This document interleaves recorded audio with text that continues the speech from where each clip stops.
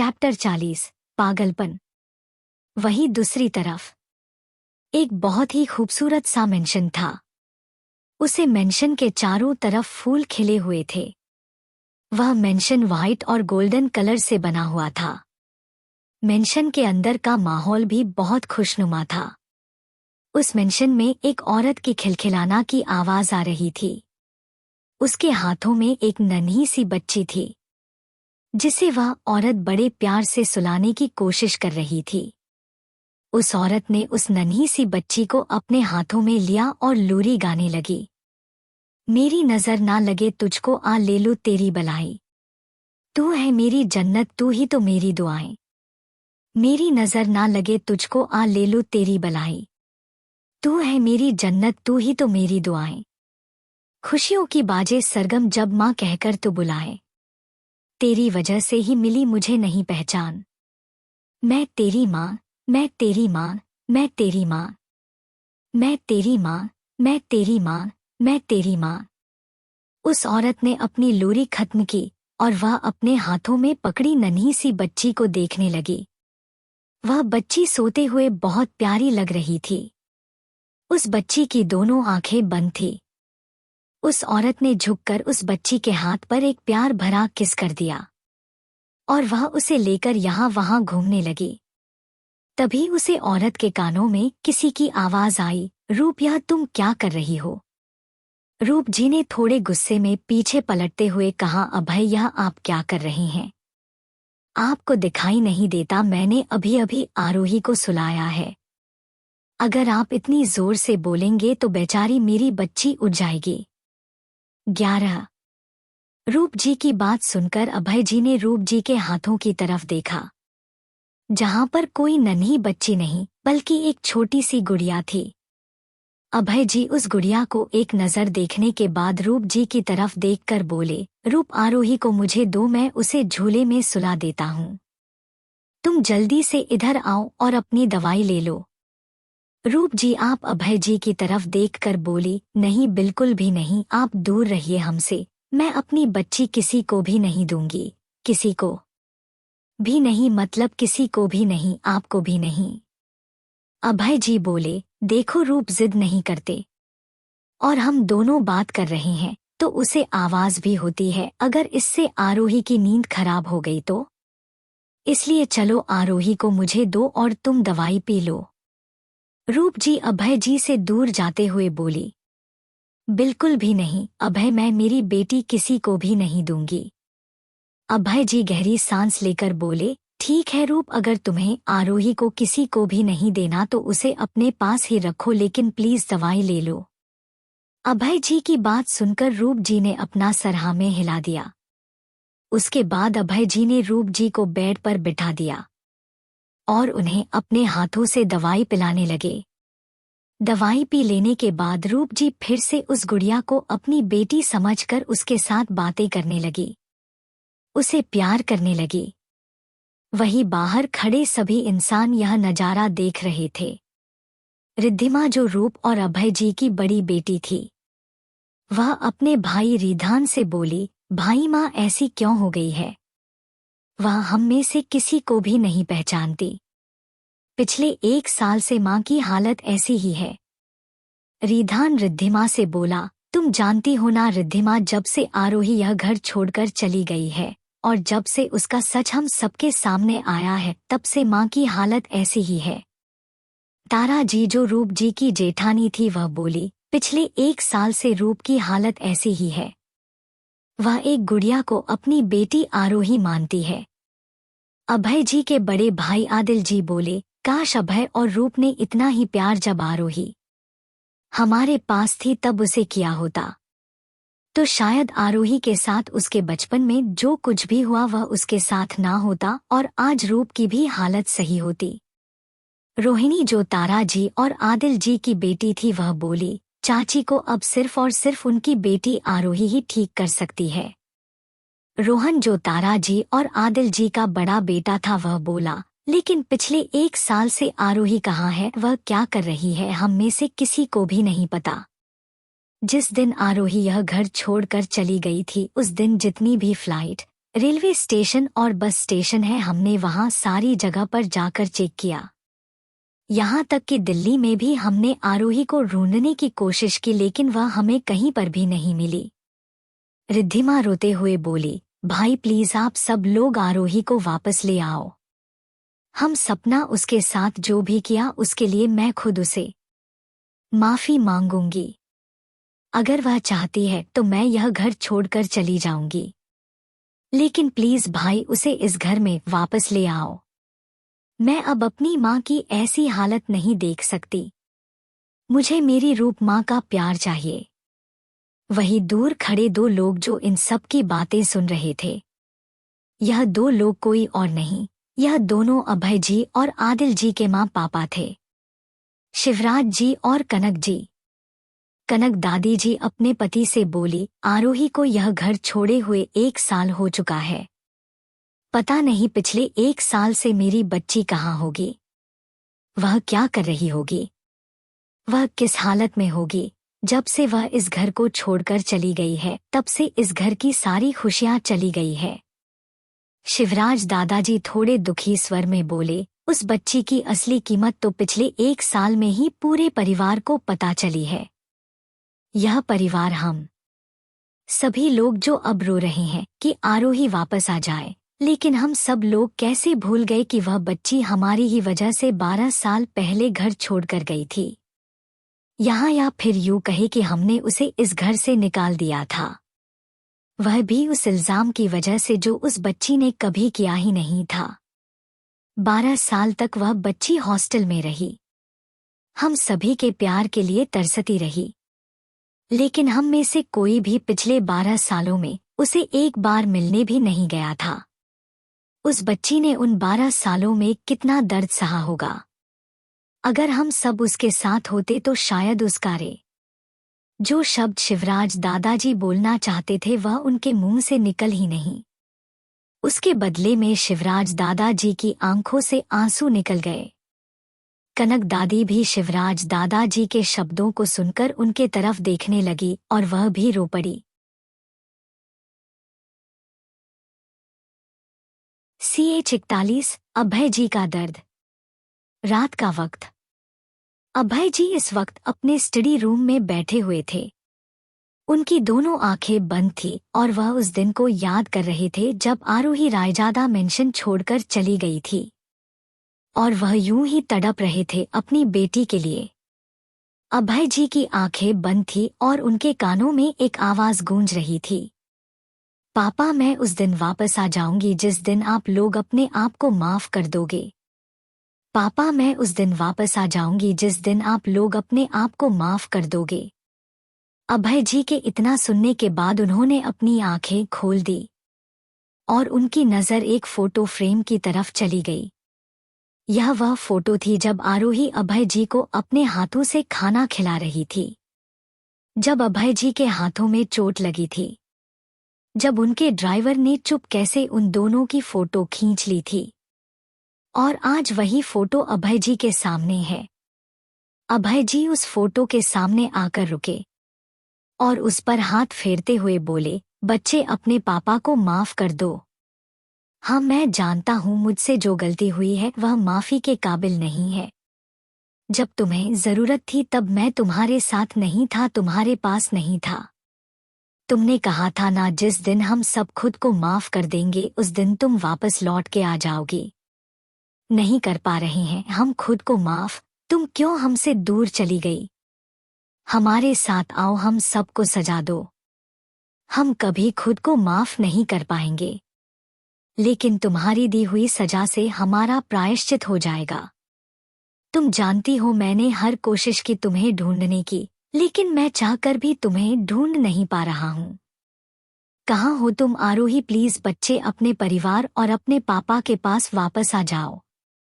तुम्हारे बगैर तुम्हारी माँ की हालत बहुत खराब हो चुकी है। मुझसे उसकी वैसी हालत देखी नहीं जाती। वह तुम्हारे बिना पागल हो गई है। उसे बस अपनी बेटी चाहिए। प्लीज आरोही वापस आ जाओ मेरे बच्चे। इतना बोलकर अभय जी वही घुटनों के बल बैठ गए। आखिर पूरे 1 साल तक रायजादा फैमिली को अपने किए हुए हर गलती का पछतावा हो रहा है। लेकिन वह कहते हैं, ना अब पछताने से क्या हो जब चिड़िया चुग गई खेत। जब उनकी बेटी को उनकी जरूरत थी तब वह लोग उसके साथ नहीं थे, और अब जब वह उन सभी को उनकी गलतियों का एहसास करवाकर उन सब को छोड़कर चली गई है तो आज वह सब लोग पछतावे की आग में जल रहे हैं। दूसरी तरफ इंदौर में इस वक्त एक इंसान ने ब्लैक हुडी और ब्लैक मास्क पहना हुआ था, जिससे कोई भी उसकी शक्ल नहीं देख सकता था। उसका ऑरा बहुत ही मिस्टीरियस और खतरनाक था, लेकिन फिर भी उसकी वाइब बिल्कुल चिल थी। इस वक्त वह ब्लैक हुडी वाला इंसान बीच पर एक क्रूज के पास खड़ा था। उस क्रूज के आसपास बहुत ही सारी टाइट सिक्योरिटी थी। वहां पर बहुत ही सारे बॉडीगार्ड अपने हाथों में गन लेकर खड़े हुए थे। वह ब्लैक हुडी वाला इंसान सबकी नजरों से बचते हुए क्रूज के पीछे वाले हिस्से में चला गया। उसने वहां पर देखा कि वहां पर 5 बॉडीगार्ड अपने हाथों में गन लेकर खड़े हुए थे। यह देखकर वह शख्स मुस्कुराया। उस शख्स ने अपने हाथों पर जो घड़ी पहनी थी उसकी तरफ देखा और उसने अपनी घड़ी में एक बटन प्रेस कर दिया, जिस वजह से घड़ी का एक साइड का पार्ट खुल गया। उस ब्लैक हुडी वाले शख्स ने फिर से एक बटन दबाया। वह बटन दबाने की तुरंत बाद ही उसमें से एकदम शार्प लेकिन छोटी छोटी पीन निकलने लगी। वह सारी पीन एक एक करके उन 5 बॉडीगार्ड के गर्दन में चुभ गई और सिर्फ कुछ ही सेकंड में वह बॉडीगार्ड्स वहीं बेहोश हो गए। यह देखकर वह ब्लैक हुडी वाला शख्स फिर से मुस्कुराया और उसने अपने कदम आगे बढ़ा दिया, और अब वह शख्स क्रूज के अंदर था। उस शख्स ने अपना सर उठाकर ऊपर की तरफ देखा, जहां पर सीसीटीवी कैमरा लगा हुआ था। यह देखकर उसे शख्स ने अपने कान के पास हाथ रखा और वहां पर एक बटन प्रेस किया और वह बोला, यहाँ के सारे सीसीटीवी कैमरा 1 मिनट में हैक हो जाने चाहिए। ठीक 1 मिनट बाद उस शख्स ने फिर से ऊपर की तरफ देखा। सीसीटीवी कैमरा में जहां पर रेड लाइट की जगह अब ग्रीन लाइट जल रही थी। इसका मतलब यह था कि वह कैमरा अब हैक हो चुका है। वह शख्स फिर से कुछ में आगे बढ़ने लगा। उसने आगे देखा कि वहां पर और 2 बॉडीगार्ड पहरा दे रहे हैं। वह शख्स धीरे धीरे करके आगे बढ़ा और उसने पीछे से उस बॉडीगार्ड के मुंह पर हाथ रख दिया और उसकी गर्दन मरोड़ दी। जब उसने यह सब कुछ किया था तब दूसरे बॉडीगार्ड ने उस शख्स को देख लिया था, लेकिन इससे पहले वह बॉडीगार्ड कुछ कर पाता वह जमीन पर मरा पड़ा था, क्योंकि सामने वाले शख्स ने उसे गोली मार दी थी। यह सब कुछ सिर्फ 5 सेकंड के अंदर ही हुआ था। यह देखकर ही समझ में आ रहा था कि उस ब्लैक हुडी वाले शख्स की स्किल बहुत ही कमाल की थी। उन दोनों बॉडीगार्ड्स को करने के बाद वह शख्स फिर से आगे बढ़ा। वह शख्स धीरे धीरे लिफ्ट की तरफ जाने लगा, लेकिन वह लिफ्ट वाले रास्ते में आगे बढ़ पाता उससे पहले ही उसने देखा कि लिफ्ट वाले रास्ते पर पूरे 20 बॉडीगार्ड खड़े हैं। आज का चैप्टर बस यहीं तक। CH42 fingerprint. इंदौर रात का वक्त। क्रूज के अंदर वह ब्लैक हुडी वाला शख्स उन 20 बॉडीगार्ड्स को देखकर खुद से बोला, इन 20 लोगों से अब मुझे अकेले ही लड़ना पड़ेगा। चलो आज कितने ही दिनों बाद खून की होली खेलने का मौका मिलेगा। इतना बोलकर वह शख्स जाकर उन 20 बॉडीगार्ड के सामने खड़ा हो गया। उस शख्स को अपने सामने देखकर सारे बॉडीगार्ड अलर्ट हो गए और उन्होंने अपनी गन उस शख्स के सामने ताक दी। यह नजारा देखकर ब्लैक हुडी वाले शख्स के फेस पर एक तिरछी मुस्कान आ गई थी, जो उसके मास्क की वजह से विजिबल नहीं हो रही थी। उस ब्लैक हुडी वाले शख्स ने अपने सर से कुछ क्लिप्स निकाली और उसका बटन प्रेस किया। यह नजारा देखकर वह बॉडीगार्ड्स कुछ समझ पाते उससे पहले ही 6 बॉडीगार्ड्स के सर उनके धड़ से अलग होकर जमीन पर नीचे गिरे हुए थे और वहां पर खून ही खून बिखरा हुआ था। ऐसा लग रहा था जैसे वहां पर खून की नदियां बह रही हो।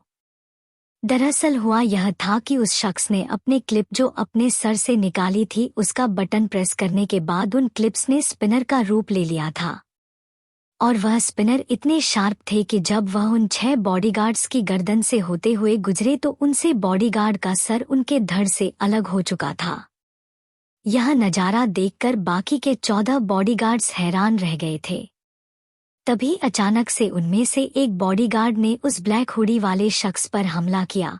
उस बॉडीगार्ड के गन से निकली हुई गोली सीधी ब्लैक हुडी वाले शख्स के हाथ पर लग गई, जिस वजह से उसके हाथ से खून निकलने लगा था। यह देखकर उसकी आंखें खून की तरह लाल हो चुकी थी।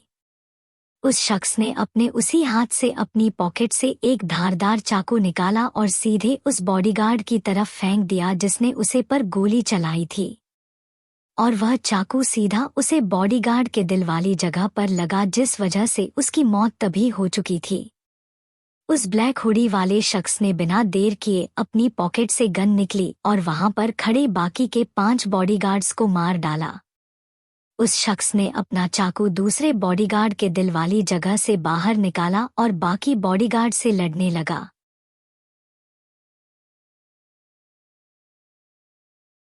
प्लीज फ्रेंड, जल्दी से 1000 सब्सक्राइबर पूरा कर दो। उस शख्स ने अपने उसी हाथ से अपनी पॉकेट से एक धारदार चाकू निकाला और सीधे उस बॉडीगार्ड की तरफ फेंक दिया जिसने उसे पर गोली चलाई थी, और वह चाकू सीधा उसे बॉडीगार्ड के दिल वाली जगह पर लगा, जिस वजह से उसकी मौत तभी हो चुकी थी। उस ब्लैक हुडी वाले शख्स ने बिना देर किए अपनी पॉकेट से गन निकली और वहां पर खड़े बाकी के 5 बॉडीगार्ड्स को मार डाला। उस शख्स ने अपना चाकू दूसरे बॉडीगार्ड के दिल वाली जगह से बाहर निकाला और बाकी बॉडीगार्ड से लड़ने लगा। उस शख्स की फाइटिंग स्किल और उसके गैजेट्स इतने कमाल के थे कि उस अकेले इंसान ने वहां पर खड़े हट्टे कट्टे 20 बॉडीगार्ड्स को अकेले ही मार डाला था। उन बॉडीगार्ड्स को करने के बाद वह शख्स फिर से आगे बढ़ा और वह लिफ्ट की तरफ चला गया। लिफ्ट से उतरकर वह सीधे क्रूज के सबसे नीचे ग्राउंड फ्लोर पर चला गया था, जहां पर कोई भी आता जाता नहीं था, या फिर यूं कहे कि वहां पर किसी को भी आने की परमिशन नहीं थी। वह शख्स आगे बढ़ा और दीवार के सामने जाकर खड़ा हो गया। वह शख्स खुद से बोला, यह कैसे हो सकता है, यहाँ पर सिर्फ दीवार ही क्यों है? जो मैप मैंने बनाया था उसे हिसाब से यहाँ पर एक बहुत बड़ा दरवाज़ा होना चाहिए जो मुझे इस क्रूज के और नीचे ले जाएगा, लेकिन यहाँ तो सिर्फ बड़ी बड़ी दीवारें हैं। नहीं, यहाँ पर कुछ तो ऐसा है जो मैं देख नहीं पा रही। लेकिन क्या? इतना बोलकर वह शख्स यहाँ वहां देखने लगा। तभी उसकी नज़र एक रेड कलर के बटन पर गई। वह शख्स जल्दी से वहां गया और उसने वह रेड कलर का बटन प्रेस किया। उस रेड कलर के बटन को प्रेस करने के बाद कुछ नहीं हुआ, लेकिन उससे कुछ सरकने की आवाज जरूर आई थी। उस शख्स ने फिर से यहाँ वहां देखा तो उसे दिखा कि दीवार के अंदर एक छोटा सा छेद हो गया और वहां से एक ग्रीन कलर का बटन दिख रहा है। उस शख्स ने ग्रीन कलर का बटन दबाया, लेकिन अभी भी कुछ नहीं हुआ, बल्कि जो ग्रीन कलर का बटन विजिबल हो रहा था वह भी दीवार में गायब होकर इनविजिबल हो गया था। वह शख्स खुद से बोला, यह क्या हो रहा है? मैंने रेड कलर का बटन दबाया तो ग्रीन कलर का बटन बाहर आ गया, लेकिन जब मैं ग्रीन कलर का बटन दबाया तो वह फिर से दीवार के अंदर चला गया। यह सिलसिला ऐसे ही चला रहा तो मैं कभी अंदर पहुंच ही नहीं पाऊंगी।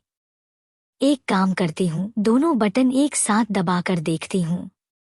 इतना बोलकर उस शख्स ने पहले रेड कलर का बटन दबाया, उसके बाद ग्रीन कलर का बटन उसके सामने आ गया।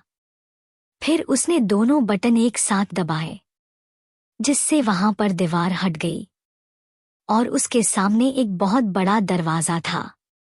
यह देखकर वह ब्लैक हुडी वाला शख्स बहुत खुश हो गया, लेकिन अभी अभी जो खुशी उसके चेहरे पर दिख रही थी वह अचानक गायब हो गई और उसने खुद से कहा, ओह नो, इस दरवाजे को खोलने के लिए तो फिंगरप्रिंट की जरूरत पड़ेगी और यह दरवाजा तो हैक भी नहीं हो सकता। अब मैं क्या करूं?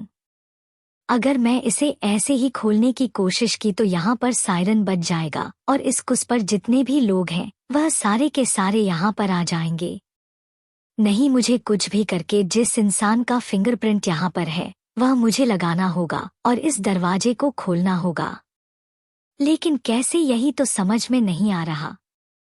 इतना कहकर वह शख्स यहाँ वहाँ घूमने लगा। तभी उसके दिमाग में एक आइडिया आया और उसके चेहरे पर एक बहुत बड़ी मुस्कान आ गई और वह शख्स वहां से चला गया। यहाँ से दूसरा सीन आता है क्रूज के अंदर एक क्लब में। इस वक्त क्लब में बहुत सारे लोग बैठे हुए थे। उन सभी को देखकर लग रहा था कि उनमें से कोई भी इंसान शरीफ घर का तो बिल्कुल नहीं है। वहां पर सब लोग सरेआम ड्रग्स ले रहे थे। कुछ लोग तो ओपन में ही एसई भी हो रहे थे, तो कुछ लोग शराब की बोतल हाथ में लेकर नाच रहे थे। तभी अचानक से उस क्लब की सारी लाइट ऑफ हो गई और उस क्लब के स्टेज के बीचों बीच एक लाइट जलने लगी, जहां पर एक लड़की खड़ी हुई थी। उसने पूरे काले कपड़े पहने हुए थे। उसका चेहरा भी नकाब से ढका हुआ था।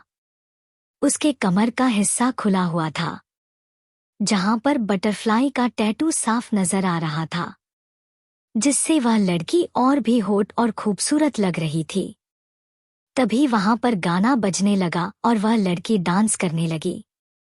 पोर के लूज everybody come on let's do बेला, ले ले ले ले ले ले मजा ले ले ले ला ले मजा ले ले ले ले ले ले ले मजा ले ले ले ला ले मजा ले।